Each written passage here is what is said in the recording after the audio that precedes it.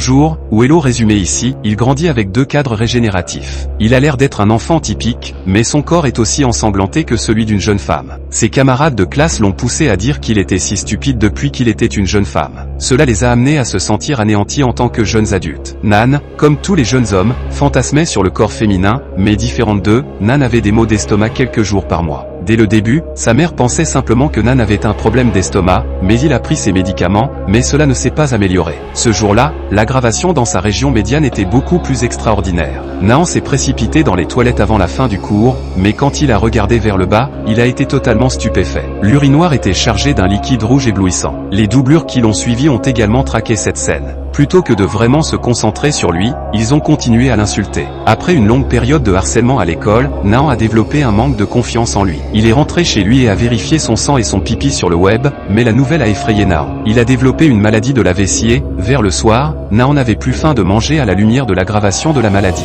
Il s'est précipité dans les latrines avant ses parents. Ses parents, qui avaient l'habitude de vraiment se concentrer sur lui, ont réagi de manière excessive quand ils ont vu la scène devant eux. Ils se sont dépêchés d'emmener Nan à la clinique médicale pour une évaluation, mais le spécialiste ne s'en souciait pas outre mesure. Après 2 ou 3 blanchissages faciles, elle a déterminé que Nan souffrait d'une maladie typique.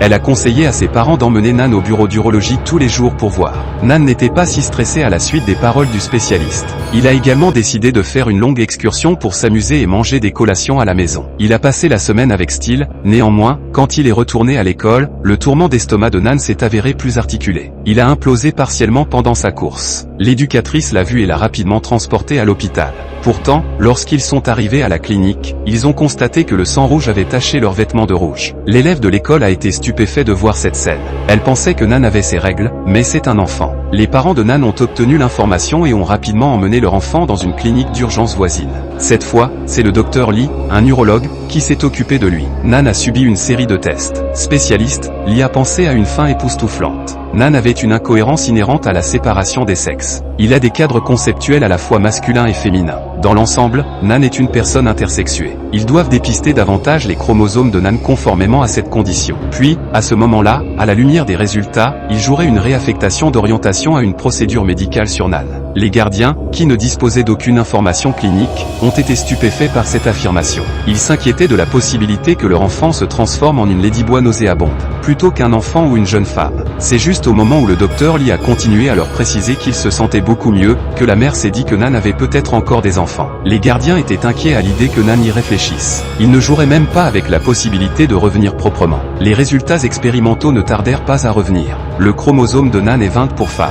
C'était la décision la plus idéale pour lui de garder son cadre conceptuel féminin. Dans le cas où Nan n'aurait pas subi l'intervention médicale, il y avait de fortes chances qu'elle contracte la maladie plus tard. Nan a donc été expulsée de la salle de travail, avec pratiquement aucune information sur l'acte médical qui allait suivre. Les tuteurs se sont effectivement débarrassés de l'organe masculin de leur enfant sans son consentement. Au moment où Nan se réveilla, il comprit que son pénis n'était plus. Il était écrasé et dépendait d'une grève ardente pour exprimer son indignation, mais la procédure médicale était à ce moment-là terminée. Rien de ce qu'il pouvait faire n'aiderait. Ses parents l'ont fait parce que Nam a été mis au monde avec des cadres régénératifs masculins et féminins. Ils ont décidé de faire ce choix après avoir affirmé que ses chromosomes étaient féminins, puisque Nam s'est avéré être totalement féminin. Ses parents l'ont contraint à porter les cheveux longs et un corsage pour inverser son orientation mentale. En effet, même ses cadeaux d'anniversaire sont devenus des flapjacks et des poupées. Nan ne pouvait pas se reconnaître ainsi. Il mit le feu à la poupée sans réagir. Il tenta d'effacer sa gentillesse dans ce sens, mais ses parents ne voyaient pas l'aggravation de Nan, loin s'en faut. C'est ce qu'ils ont ressenti dans le cas où il changerait l'école de Nan et lui permettrait de changer de nom, il pourrait continuer avec une vie supérieure.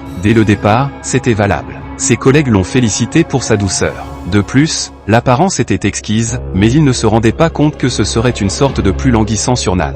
Comme Nan a toujours fermement accepté qu'il était un homme, surtout lorsqu'il a vu Chi, son charmant collègue, son cœur frissonne aussi énergiquement qu'il l'a fait vers le début. Pourtant, l'instant d'après, il esquiva la tête en signe d'humiliation. La générosité de Chi rappelle à Nan que son sang a entaché l'acte. De toute évidence, les règles de Nan arrivaient. Nan n'avait pas la moindre idée de la façon de gérer cette circonstance présente de manière intéressante en tant que jeune femme. J'ai aussi couru dans la salle des hommes. Quand il est retourné en classe, il a supposé qu'il avait l'intention de subir les effets néfastes de ses acolytes, mais Chi avait heureusement tout rangé pour lui. Cela donna à Nan une inclination chaleureuse. Son penchant pour le Chi s'est considérablement développé. Leur relation s'est développée de plus en plus étroitement dans les années qui ont suivi. Chi montrait tranquillement à Nan comment rechercher des objets de propreté. Ils sortaient faire du shopping ensemble pour se rafraîchir et faire la coupe de cheveux en cours. Chi conseillait constamment à Nan de garder la tête haute et d'avoir fière allure. C'est ainsi qu'ils devinrent tous deux des compagnons capables de discuter de tout. Cheskras s'est également transformé en la plus grande compensation après le changement d'orientation de Nan.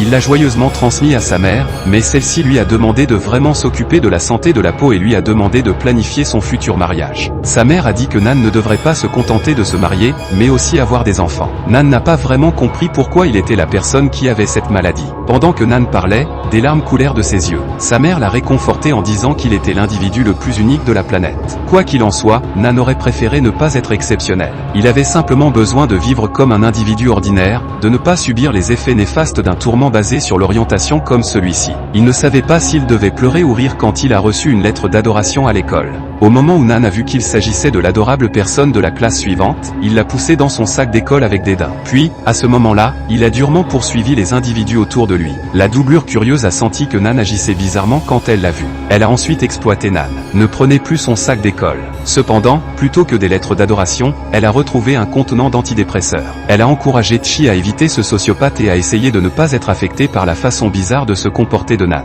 Pourtant, Chi considère sincèrement Nan comme une compagne.